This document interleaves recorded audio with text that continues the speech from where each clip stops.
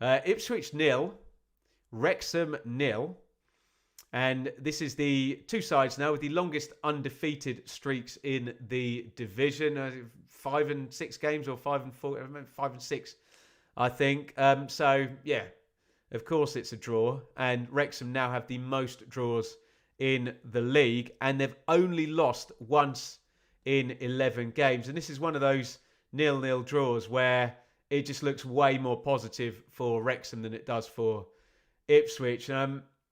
And I mean, you can say well done to Wrexham, because if you think who are their key players, O'Brien wasn't there. He came off the bench. Kabore, the right wing back, and Kiefer Moore weren't there either. So I'm sure if you said to Wrexham before they got on the bus or flew or whatever you do to get from Wrexham to Ipswich in 2025 as a football team, and they would have said, right, we'll guarantee you a clean sheet and a point. You don't even have to get on the plane, bus, whatever. I'm sure they would have taken it. And looking at the stats, 19 shots to 2, 0 shots on target for Wrexham. They got out of dodge. They got the job done. And Ipswich, they're just a bit limp. They just can't get it moving. I mean, it's difficult analysing Ipswich, because if you look at it on results and streaks, it's all okay. It's fine. I think, I know we were plastering that 10-game run for Coventry where they've won 9 of them.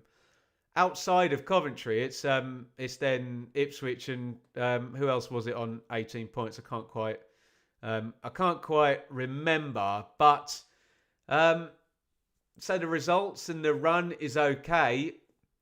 Are they playing well? Have they got a steady side?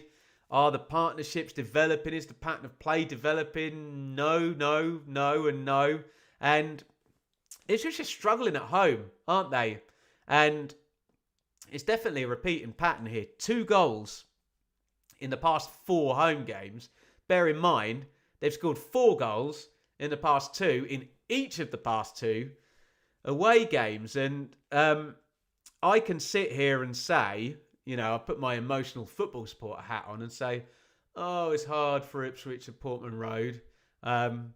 Everyone comes and they sit back and defend. And I can say that, and then it's like, grow up. Ipswich have got their year 1 parachute payment. They've got a great squad. Of course teams are going to come and defend.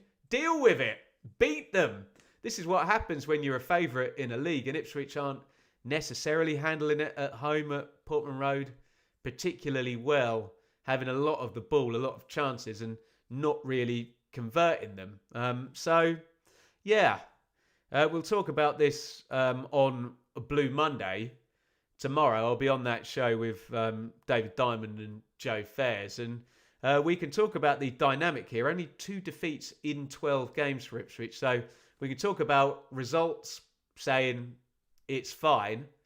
And I'll always draw a comparison to that Paul Heckingbottom Sheffield United team, where they were just kind of steady all season.